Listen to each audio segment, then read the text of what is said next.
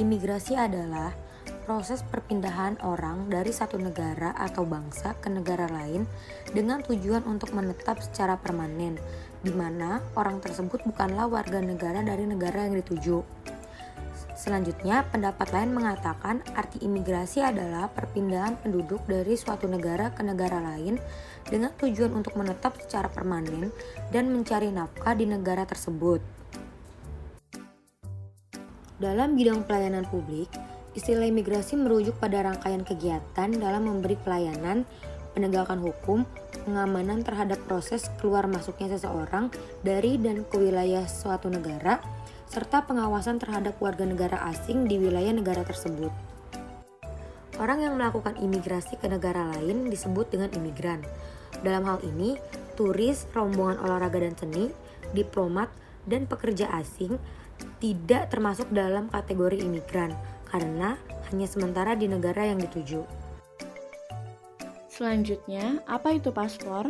Paspor adalah dokumen resmi yang dikeluarkan oleh pejabat yang berwenang dari suatu negara yang memuat identitas pemegangnya, seperti foto pemegang, tanda tangan, tempat dan tanggal lahir, informasi kebangsaan, dan beberapa informasi lain mengenai identifikasi individual yang berlaku untuk melakukan perjalanan antar negara. Fungsi paspor.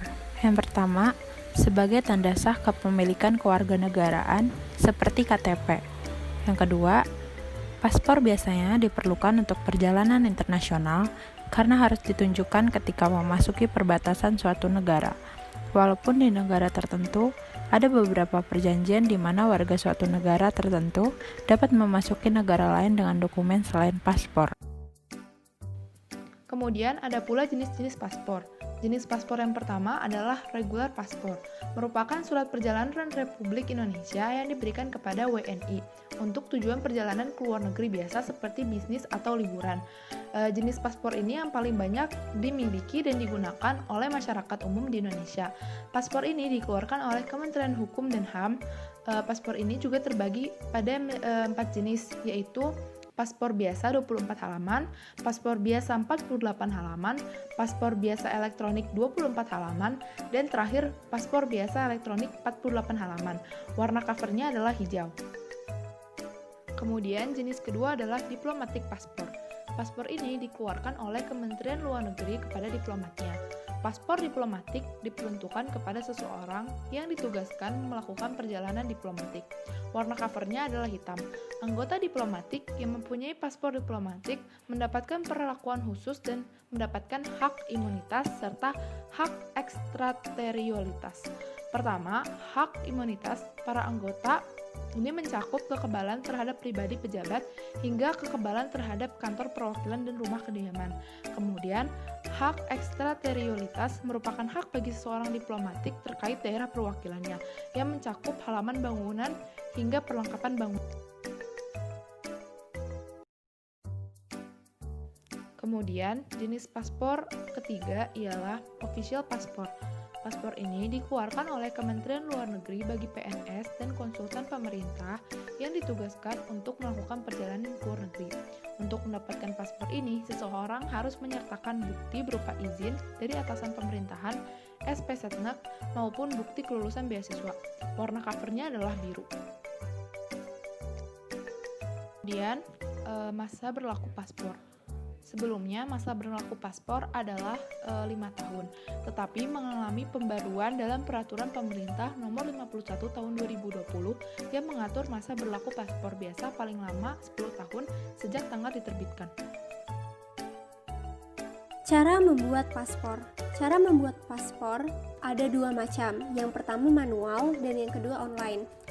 Cara membuat paspor secara manual, dipastikan kamu telah memenuhi beberapa syarat dengan membawa IKTP asli dan fotokopi, akta kelahiran, surat nikah, ijazah terakhir, atau surat baptis asli dan fotokopi.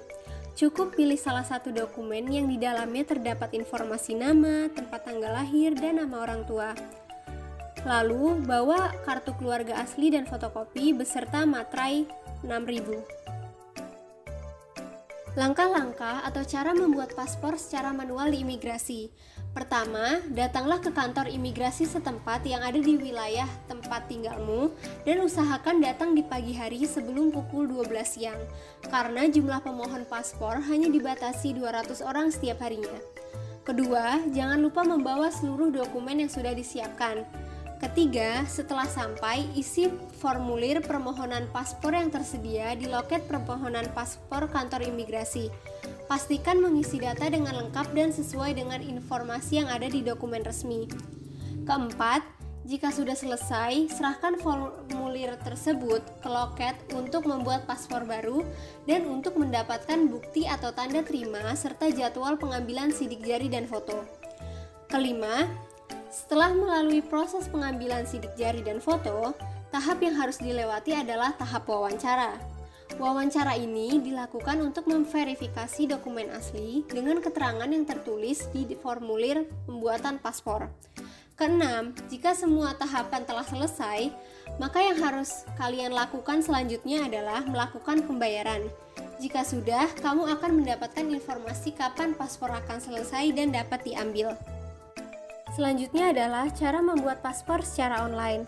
Pertama, unduh aplikasi paspor online. Aktifkan aplikasi tersebut dengan cara masukkan email dan nomor telepon.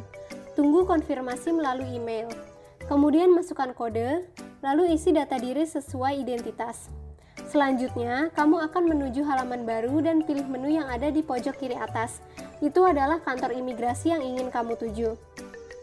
Kemudian, pilih jadwal kapan saja untuk mengurus paspor di kantor imigrasi. Ada kolom tanggal dan jam, tapi untuk jam di sini hanya tersedia pilihan pagi dan siang. Selanjutnya, isi jumlah pemohon dan akhir dengan klik lanjut. Setelah itu, kamu akan menerima sebuah file berformat PDF yang harus kamu download.